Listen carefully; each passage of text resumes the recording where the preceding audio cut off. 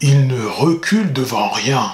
Philippine était une jeune femme a priori sans histoire. Elle était jeune, 19 ans, elle étudiait à la fac de Dauphine. Elle est morte, elle sera enterrée demain. Tout ça parce qu'elle a visiblement croisé le chemin d'un jeune homme de nationalité marocaine, déjà condamné pour viol, et qui n'aurait pas dû se trouver en France puisqu'il se trouvait sous le coup d'une OQTF non exécutée. Qu'est-ce que vous vous diriez ce matin si Philippine avait été votre fille, Manuel Bompard? Des mots qui frappent, des idées qui font débat. Donc moi je dis sur ce sujet que effectivement je suis en colère comme tout le monde et que je pense que le problème c'est que effectivement quand on est condamné par exemple pour viol en France, on doit ensuite faire l'objet d'un suivi socio-judiciaire. Un esprit critique, lucide et déterminé. Mais pourquoi vous voulez que l'État ait moins d'argent? C'est pas comme si on n'avait pas essayé ce genre de politique et on connaît leurs résultats. Écoutez, on a essayé la politique d'Emmanuel Macron et on connaît le résultat. Leader politique ou agitateur d'idées. Et Monsieur Bocoté à Sciences Po, ce sont en particulier des étudiants qui réfléchissent aux questions du droit international. Heureusement qu'ils décident de discuter de ce qui se passe aujourd'hui. Oui, mais s'emparer d'un amphi comme mais ça, ils se sont pas emparés de l'amphi puisque tout le monde pouvait rentrer. Un discours qui dérange, des idées qui inspirent. Franchement, on est dans une situation terrible. Hier, une femme est morte à cause du froid. Que fait le gouvernement sur ce sujet? Manuel Bompard. La motion de destitution qui a été déposée a été validée par le bureau de l'Assemblée nationale. Assumer le rôle de coordinateur d'un mouvement en quête de justice sociale et d'égalité présente des défis uniques nécessitant des compétences politiques et une détermination hors du commun. Les qualités que Manuel Bompard a développées pour se forger une place parmi les figures politiques de gauche sont essentielles pour comprendre les dynamiques actuelles de la société et de la politique française. Découvrons les 3 facettes qui font de Manuel Bompard une figure clé dans le débat politique français. Que cela serve d'inspiration pour les futurs leaders politiques. Manuel Bompard, à travers son engagement politique au sein de la France insoumise et de l'Union populaire, a articulé une critique radicale des inégalités économiques et sociales en France. Notre agriculture meurt de la concurrence déloyale, mais vous continuez de sacrifier notre souveraineté alimentaire. Hier, vous ratifiez un accord avec la Nouvelle-Zélande. La semaine dernière, au Parlement européen, vos députés européens votaient en faveur de nouveaux accords de libre-échange avec le Chili et le Kenya. Et aujourd'hui, vous faites mine de rejeter l'accord avec le Mercosur. Mais les négociations se poursuivent en coulisses, comme l'a confirmé la semaine dernière la Commission européenne. Mais pour qui nous prenez-vous? Ces discours, ces interventions à l'Assemblée nationale, ces participations médiatiques illustrent une vision critique des politiques néolibérales et de leur impact sur les classes populaires. Franchement, on est dans une situation terrible. Hier, une femme est morte à cause du froid. Que fait le gouvernement sur ce sujet? Bompard plaide pour une refonte des politiques économiques en mettant l'accent sur la justice sociale, la redistribution des richesses et la lutte contre la précarité. Ok, le théâtre, la comédie du remaniement, à un moment, il y a des difficultés en face de ça. Et ces difficultés, c'est notamment le froid. 300 000 personnes qui dorment dans la rue. Je demande un plan d'urgence pour qu'il y ait 0 SDF, la réquisition des logements vides, enfin des nouvelles places d'hébergement pour faire en sorte qu'il n'y ait pas davantage de gens qui meurent face au froid. À ses yeux, les inégalités croissantes sont le résultat de choix politiques qui favorisent les élites économiques au détriment des plus démunis. Augmentation de la facture de l'électricité et du gaz, hausse du prix de l'alimentation, des autoroutes et des mutuelles, doublement de la franchise médicale, réduction des allocations chômage, remise en cause du SMIC, refus d'indexer les salaires sur l'inflation. Vous êtes, monsieur le Premier ministre, le doux visage de la brutalité sociale. Il remet également en question les réformes successives qui, selon lui, ont affaibli les services publics, en particulier l'éducation et la santé, secteurs essentiels pour garantir une égalité réelle des chances. En vérité, la proposition que nous faisons, c'est une mesure de blocage des prix.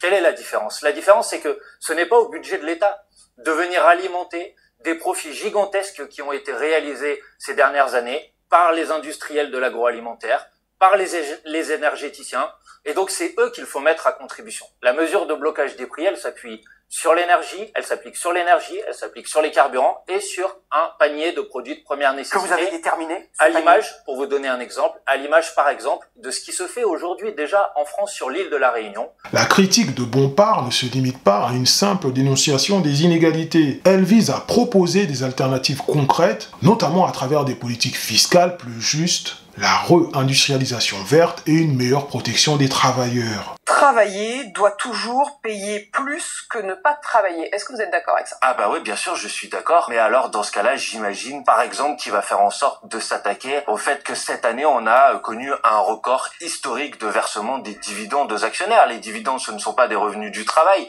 alors que dans le même temps, les salaires, depuis 2 ans, ont progressé plus faiblement que les prix. C'est-à-dire que très concrètement, les Françaises et les Français ont vu leur salaire diminuer. Donc je vois que M. Attal nous a fait une belle formule sur le travail qui doit payer, mais aujourd'hui, le travail ne paye pas. Mais ce n'est que le début d'un chemin sinueux où la parole devient arme et la controverse une stratégie délibérée. Manuel Bompard n'hésite pas à utiliser la confrontation, que ce soit au sein de l'hémicycle ou lors de débats télévisés, comme un outil pour bousculer les idées reçues et provoquer une prise de conscience collective. Et je pense que les musulmans de ce pays, ils en ont marre de servir de chair à canon médiatique, vous voyez. Donc, de la chair à canon médiatique. Oui, bien sûr, c'est ce que vous faites en permanence. Et je pense que c'est assez insupportable. Maintenant, on va parler... Non, mais je sais pas ce que je suis en train de vous dire. Je suis en train de vous dire que je suis pas obligé. Si on en parle, c'est uniquement pour en faire de la chair à canon médiatique. Je pense que vous donnez un écho médiatique à ces polémiques qui me paraît totalement... Vous avez entendu la jeune fille, elle a parlé... À travers ses interventions publiques, il emploie un ton direct, parfois acerbe, pour dénoncer les injustices et les failles du système.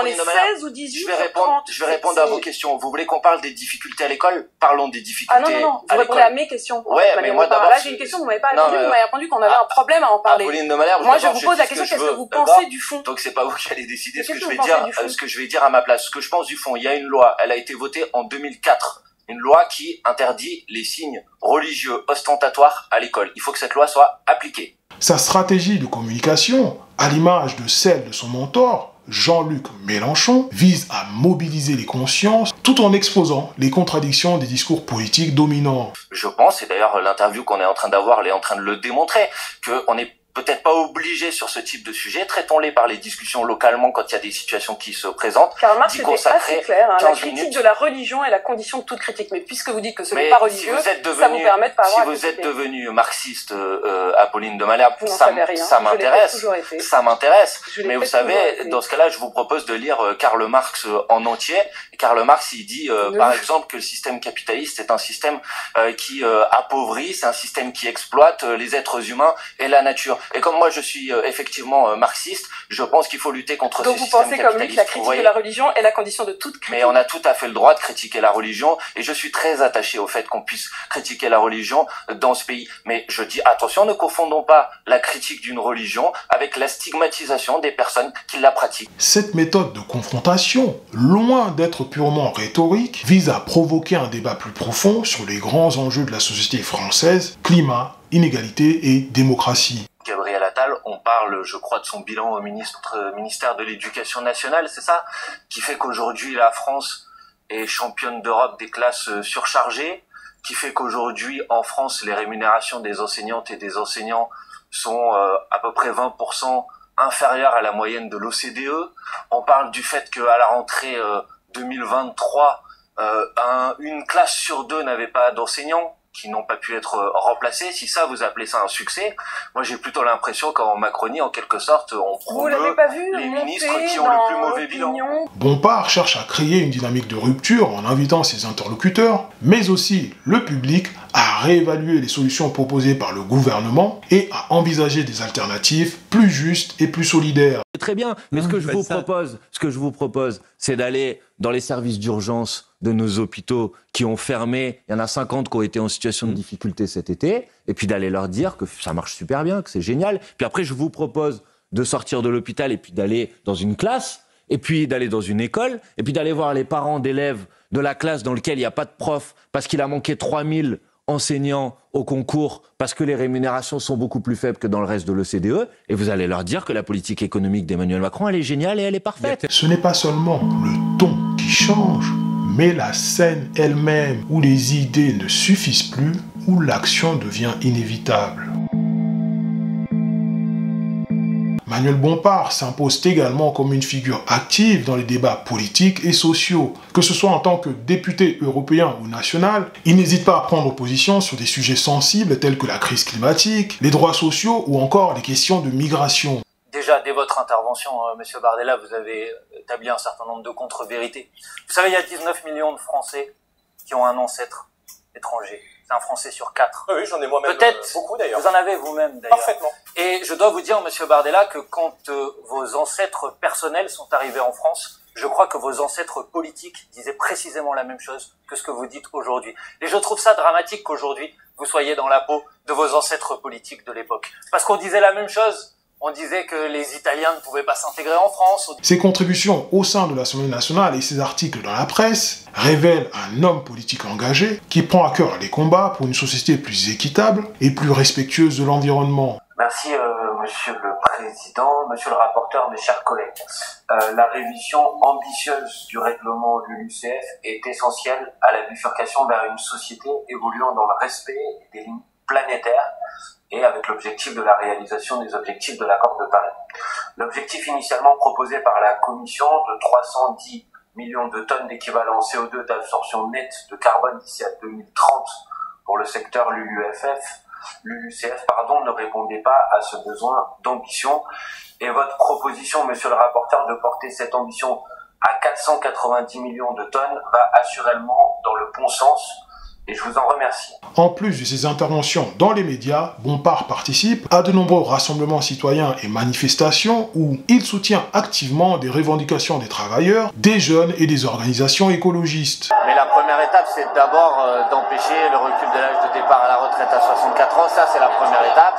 Et effectivement, ensuite, nous, on a des contre-propositions. Et notre contre-proposition, c'est d'aller vers le retour à la retraite à 60 ans avec 40 annuités. Et c'est un projet qui est tout à fait finançable. D'ailleurs, une majorité des Français le soutient. Il est également une figure centrale dans les mobilisations contre les réformes de retraite, où il défend une vision du travail qui respecte la dignité des travailleurs et rejette le recul des droits sociaux. Il faut réduire l'utilisation des voitures thermiques. Mais si on en reste à là, on va rien régler comme problème.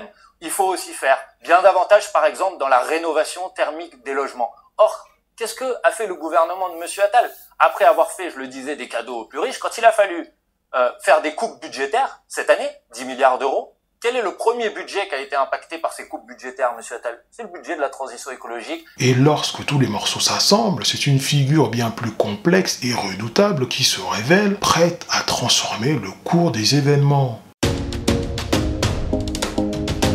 Manuel Bompard se distingue par sa critique acerbe des inégalités, sa capacité à employer la confrontation comme levier politique et son engagement indéfectible dans les luttes sociales et environnementales. Alors que certains se contentent de maintenir le statu quo, Manuel Bompard fait de l'agitation un moteur de changement et de la confrontation une semence d'espoir.